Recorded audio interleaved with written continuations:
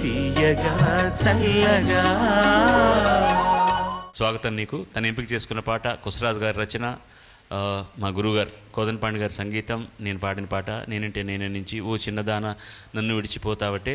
నృత్య దర్శకుడిగా scene master గారు చేసిన మొట్టమొదటి పాట అది, ఫస్ట్ సాంగ్. అన్ని పాటలు పాడిన నా మొట్టమొదటి సినిమా కూడా. నిజంగా మేము డూండేశ్వరరావు గారికి చేతులెత్తి దండం పెట్టుకోవాలి.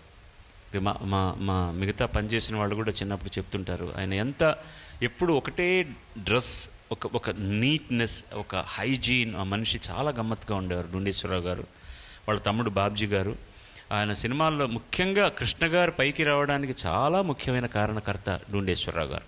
చాలా కష్టమైన పాత్రలు ఆయనకి ఇచ్చి ఆయన మీద నమ్మకంతో ఆయన్ని పాపులర్ చేసిన వ్యక్తి.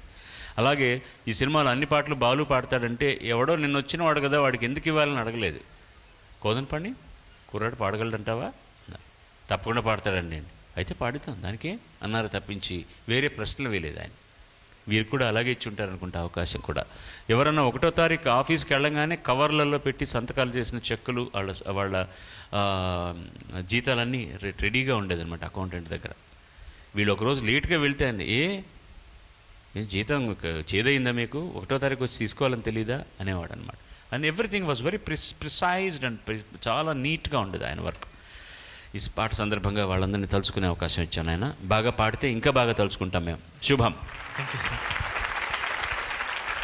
ఓ చిన్నదానా, ఓ చిన్నదాన నన్ను విడిచిపోతావటే, పక్కనున్న వాడి మీద నీకు దయరాదటే. ఒక్కసారి ఇటు చూడు పిల్ల, మనసు విప్పి మాట్లాడు బుల్లే. ఒక్కసారి ఇటు చూడు, మనసు విప్పి మాట్లాడు. నిజం చెప్పవలనంటే నీకు నాకు సరిచోడు. ఆ గుంతలకిడి గుంతలకిడి గుంతలకిడి గుమ్మ, ఆ గుంతలకిడి గుంతలకిడి గుంతలకిడి గుమ్మ, గుంతలకిడి గుంతలకిడి గుంతలకిడి గుమ్మ.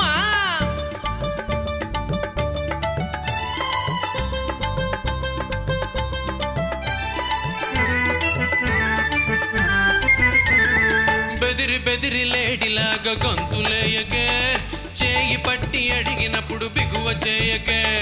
బెదిరి బెదిరి లేడిలాగా గొంతులేయకే, చేయి పట్టి అడిగినప్పుడు బిగువ చేయకే. రంగు చిరలిస్తారే,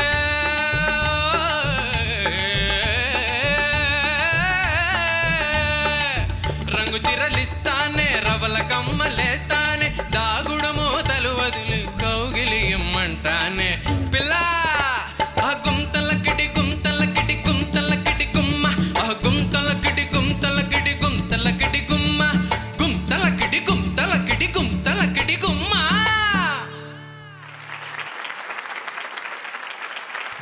అద్భుతంగా పాడావయ్యా, చాలా బాగా పాడావు. Thank you sir, wonderful. పాట బాగా పాడావు, గొప్పగా పాడావని నేను అన్నాను. కారణం ఏంటంటే నేను కూడా బాగానే పాడా, అసలు గొప్పగా పాడలే ఆ రోజులప్పుడు. ఆ పాట వింటున్నప్పుడల్లా నాకు కొంచెం ఇబ్బందిగానే ఉంటుంది, కొంచెం బాగా పాడుండొచ్చే అని అనిపిస్తుంది అనమాట. ఆ రోజుల్లో చేతనైంది అదే చేయగలిగాం అంతే. అందుకని నేను ఈ పాట గురించి ఇంకా బాగా పాడుంటే అని చెప్పడం. ఎందుకంటే నేను పాడవలసిన స్థాయిలో ఆ పాటను పాడలేదు కాబట్టి, నువ్వు ఆ పాటలో ఏం చిన్న చిన్న తప్పులు చేసావని చెప్పడం అనే అధికారం నాకు లేదు. నీకు తెలిసినంతవరకు దాన్ని నీట్గా ప్రజెంట్ చేసాం, అంతకంటే వేరే ఏం చెప్పాల్సిన అవసరం లేదు. There were couple of small mistakes which could be corrected very easily. అది ఏం పెద్ద ప్రాబ్లం కాదు. నేను నోట్ కూడా చేయలేదు దాన్ని. I was just enjoying rewinding my ఆ రోజు AVM RR థియేటర్లో రికార్డ్ చేసాం. ఎలా జరిగింది పాట అంతా అయ్యాక మా గురువు గారు ఏమన్నారు ఇవన్నీ గుర్తుకొచ్చింది. ఆయన ఏం మాట్లాడలేదు. ఆయన పైన ఒక చిన్న టవల్ ఇలా వేసుకుంది. నేను వినడానికి లోపలికి రాగానే ఒకసారి ఇలా విసిరి కొట్టారు నా మీద నవ్వుతూ.